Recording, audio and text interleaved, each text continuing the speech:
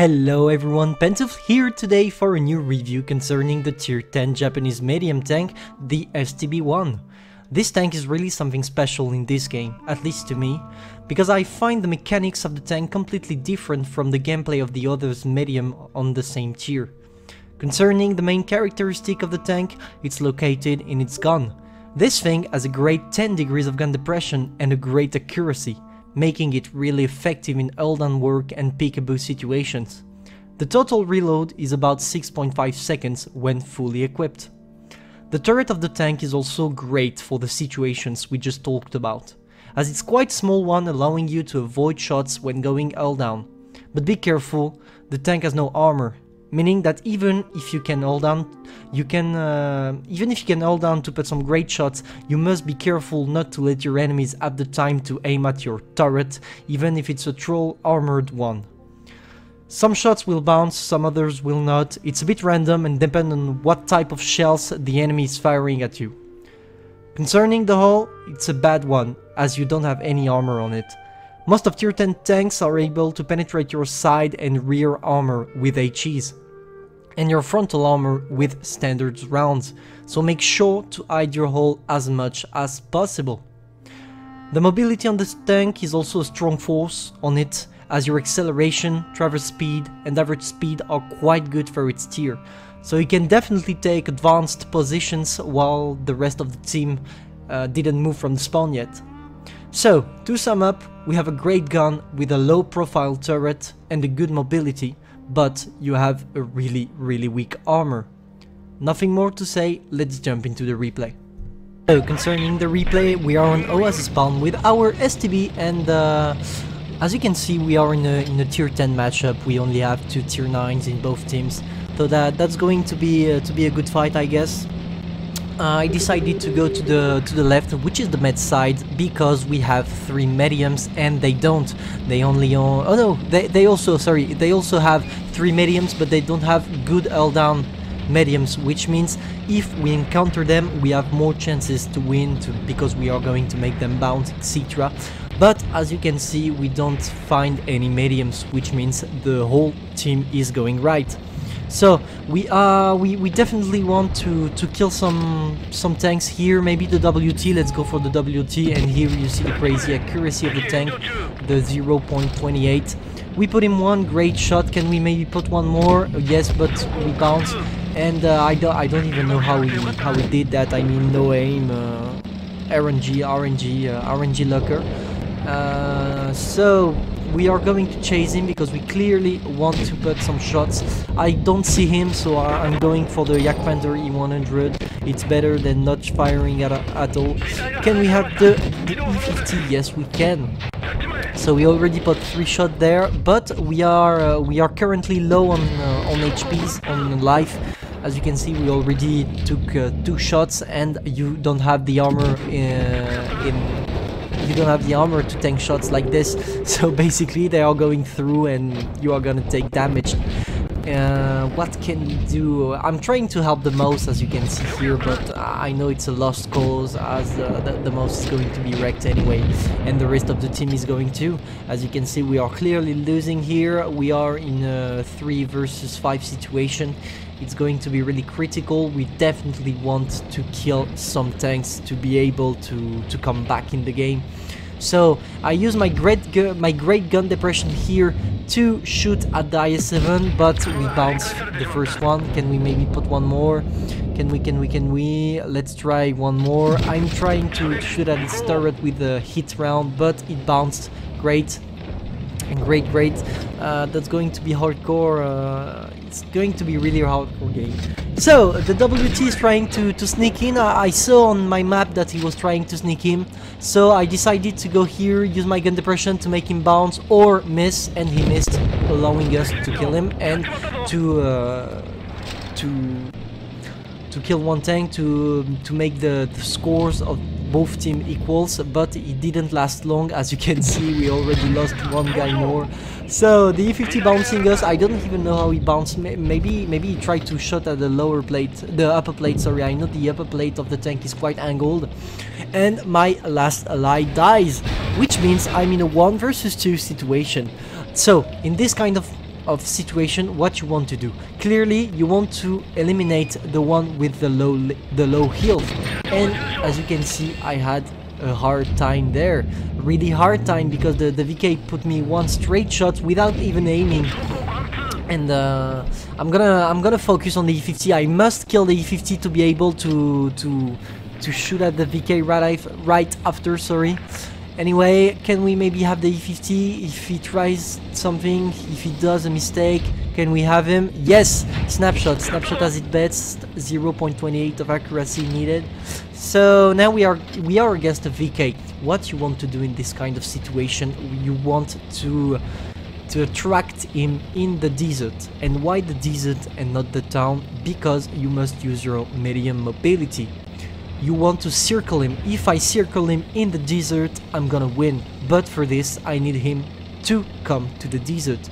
So I'm gonna use the fact that I have no HP to maybe thinking to myself, hey, I don't have any HP. This guy is going to be confident as he's nearly full health, which means he's going to rush on me.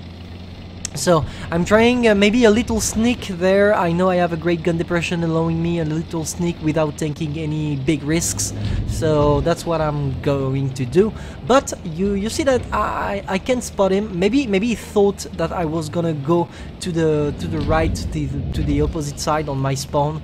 But no, I don't want to do that because I know that if I do this, I'm gonna clearly die because he's waiting for me there. So I decided to go straight to the right again on the desert, maybe trying to take a sneak on the other side of the map to see if the guy went or not in the desert. So without taking any risk, as you can see, we use our gun depression. We don't want to jump into alleys, etc. So here I miss him, but he also missed me.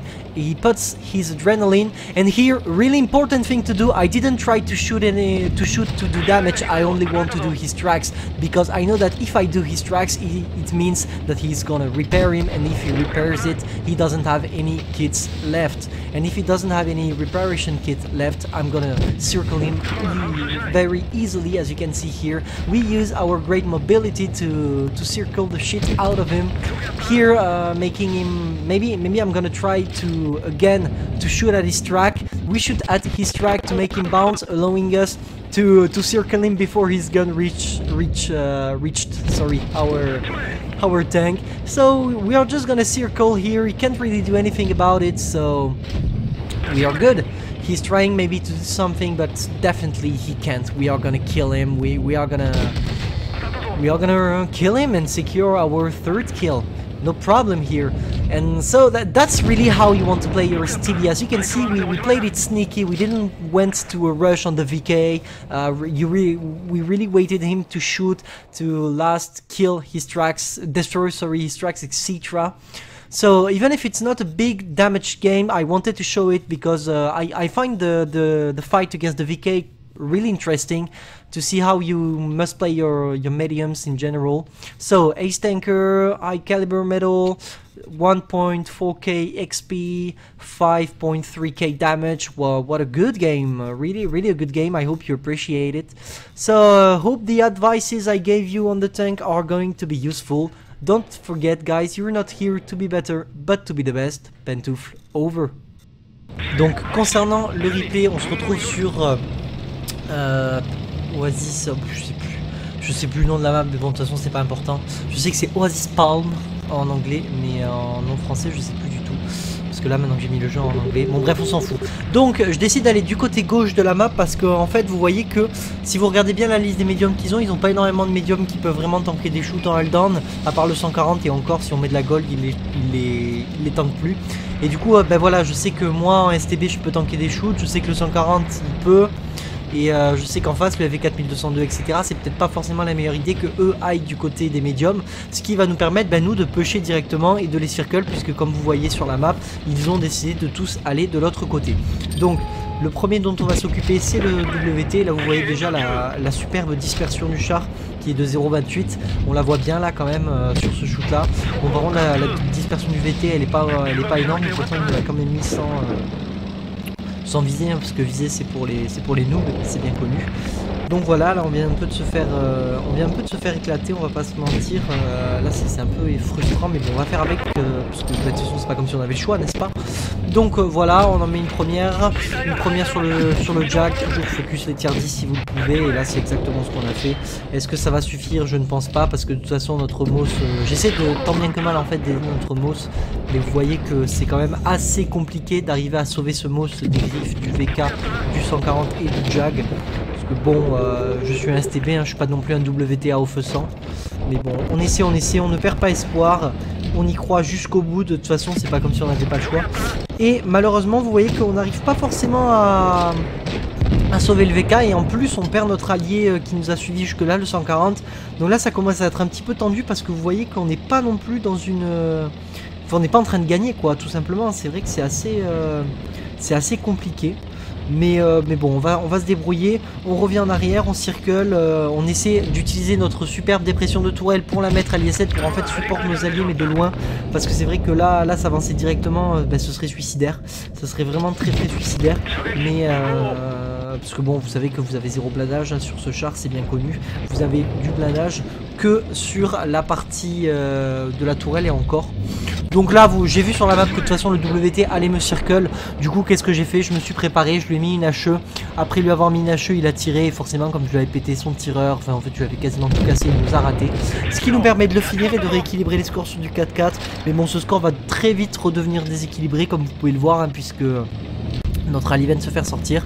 Est-ce qu'on peut la mettre au 50? On tente un petit sneak shot là et oui ça passe. Ça passe et lui il nous fait que les tracks. Voilà, on a eu pas mal de chance sur celle-ci. Mais bon, tant mieux, on va pas s'en plaindre.